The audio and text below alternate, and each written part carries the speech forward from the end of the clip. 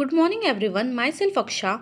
आज हम लोग क्लास 12th हिस्ट्री का first chapter bricks, beads and bones का इम्पॉर्टेंट एमसीक्यू देखेंगे एंड इम्पॉर्टेंट क्वेश्चंस देखेंगे for boards.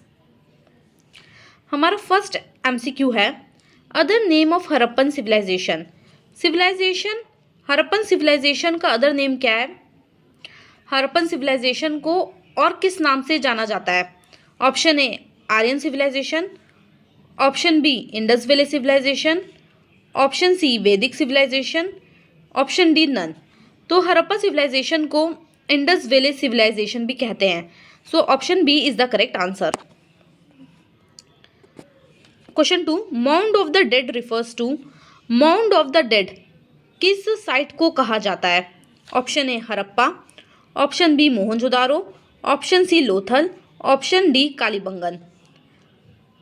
Option B Mohenjodaro is the correct answer because Mohenjodaro की मीनिंग थी mound of the dead. Mohenjodaro को माउंड ऑफ द डेड कहते थे।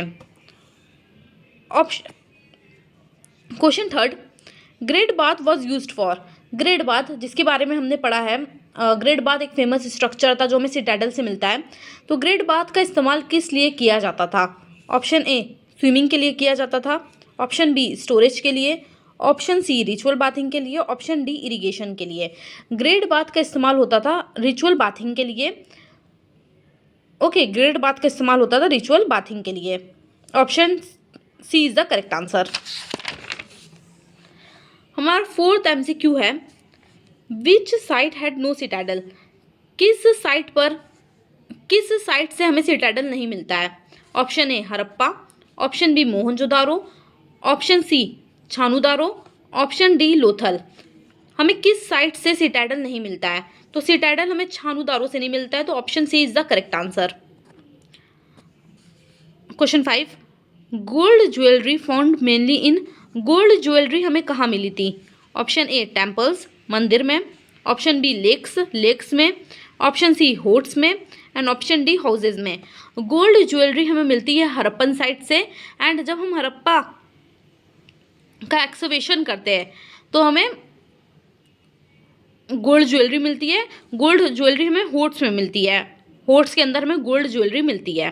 तो option C is the correct answer. Question 6, which feature made Harappan city unique.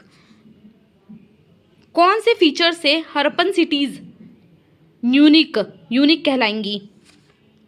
Option A religion धर्म से, option B agriculture से खेती बाड़ी से, option C planned drainage system से, ऑप्शन डी किंगशिप से। तो हरप्पन सिटीज़ इतनी ज़्यादा यूनिक क्यों थी और उसका कौन सा फीचर था जो हरप्पन सिटीज़ को यूनिक बनाता था? तो हरप्पन सिटीज़ यूनिक थी because of planned drainage system. तो option C is the correct answer. Mature Harappan period का टाइमलाइन बताना है हमें।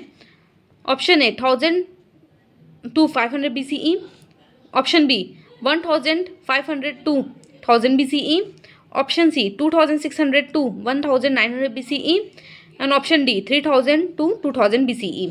मेच्योर हरप्पन पीरियड का टाइमलाइन है 2600 से लेकर 1900 BCE तक। So option C is the correct answer.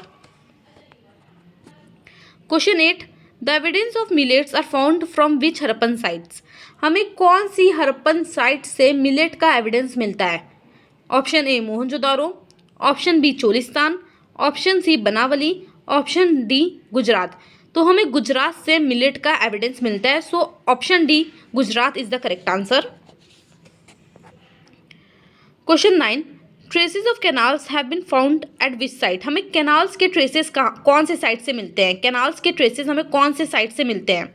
Option A Dholavira, option B Punjab, option C Sindh, option D शोटुगई।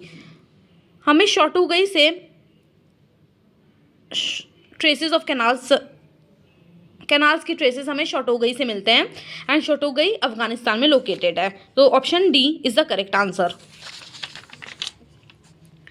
Who is called the father of Indian archaeology. किसको फादर ऑफ इंडियन आर्कोलॉजी कहते हैं? Who is given the title of father of Indian archaeology? Option A John Marshall, option B Alexander Cunningham, option option C Wheeler, option D R D Banerji. तो father of Indian archaeology ये जो title है, ये title दिया गया है Alexander Cunningham को। So option B is the correct answer. हमने 10 MCQs को सॉल्व किया। ये जो 10 MCQs हैं, ये 10 MCQs बहुत ज़्यादा इंपॉर्टेंट है फॉर बोर्ड्स एंड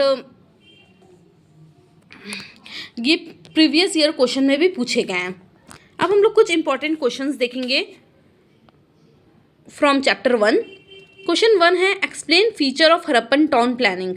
हमें इसमें हरप्पन टाउन प्लानिंग के फीचर्स के बारे में बताना है। ये क्वेश्चन आपका ज़्यादातर 3 मार्कर में आता है। तो इसमें आपको हरप्पन टाउन प्लानिंग के बारे में बताना है, उसके फीचर्स के बारे में बताना है। तो आप इसमें क्या बताओगे? आप इसमें ड्रेनेज सिस्टम के बारे में बताओगे एंड डोमेस्टिक आर्किटेक्चर के बारे में बताओगे एंड मैंने आपको पॉइंट्स बताया है, 5 पॉइंट्स मैंने आपको बताया था प्रीवियस वीडियो में। आप वो लेक्चर देख लेना एंड उस लेक्चर को आप एक बार समझ लोगे तो ये क्वेश्चन आपके लिए करना बहुत ज़्यादा इजी होगा एंड आप 3 मार्क आसानी से गेन कर लोगे। अब क्वेश्चन नंबर 2 है describe the drainage system of Harappa. हमें ड्रेनेज सिस्टम के बारे में बताना है हरप्पा का। ये भी 3 मार्कर में बहुत ज़्यादा इंपॉर्टेंट क्वेश्चन है। हरप्पा के ड्रेनेज सिस्टम के बारे में बताना है। तो हम क्या बताएंगे इसमें? ड्रेनेज सिस्टम कैसा था एंड ड्रेनेज सिस्टम के बारे में मैंने आपको प्रीवियस लेक्चर में पढ़ाया है, तो आप उसमें से आप प्रीवियस लेक्चर देख सकते हो एंड मैंने आपको 5 पॉइंट्स बताया है एंड वो 5 पॉइंट्स सफिशिएंट है for this question. Question number 3 है आपका explain agricultural practice of Harappans. इसमें हमें एग्रीकल्चरल प्रैक्टिसेस के बारे में बताना है जो हरप्पन करते थे। तो हरप्पन कौन सी एग्रीकल्चर प्रैक्टिस को परफॉर्म करते थे एंड हमारे पास जो एविडेंस है उसको हम इस क्वेश्चन में बताएंगे और ये भी क्वेश्चन 3 मार्कर में आपके पूछे जाता है। क्वेश्चन नंबर 4 है describe the layout of Mohenjodaro. Mohenjodaro के बारे में बताना, उसके लेआउट के बारे में बताना है। सबसे पहले आप इंट्रोडक्शन दोगे कि मोहनजोदारो को किस आर्कियोलॉजिस्ट ने फाउंड किया एंड उसके बाद आप बताओगे कि पूरे सेटलमेंट एक सेटलमेंट था, उसको डिवाइड किया जाता था इनटू 2 सेक्शंस, अपर टाउन लोअर टाउन। फिर आप अपर टाउन को डिस्क्राइब करोगे, लोअर टाउन को डिस्क्राइब करोगे। मैंने ये भी मैंने आपको टॉपिक पढ़ा दिया है प्रीवियस लेक्चर में, आप उसको देख सकते हो एंड जितना मैंने पॉइंट बताया है वो सफिशिएंट है फॉर 3 मार्कर। क्वेश्चन नंबर 5 है discuss major feature of Harappan civilization. ये 8 मार्कर का क्वेश्चन है। इसमें आपको मेजर फीचर्स बताने हैं हरप्पन सिविलाइजेशन का।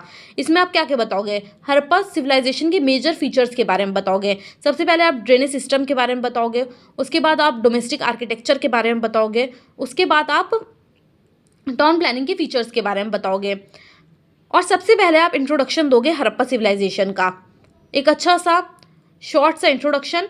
उसके बाद आप ड्रेनेज सिस्टम के बारे में बताओगे, डोमेस्टिक आर्किटेक्चर के बारे में एंड देन आप टाउन प्लानिंग के बारे में अच्छे से समराइज कर दोगे। ये 8 मार्कर क्वेश्चन है और ये बहुत ज़्यादा इंपॉर्टेंट क्वेश्चन है फॉर बोर्ड्स। और मैंने इसका भी आपको मैंने लेक्चर आपको प्रोवाइड किया है, आप लेक्चर देख लो एंड जितना भी मैंने पॉइंट्स बताया है वो सफिशिएंट है। Thank you.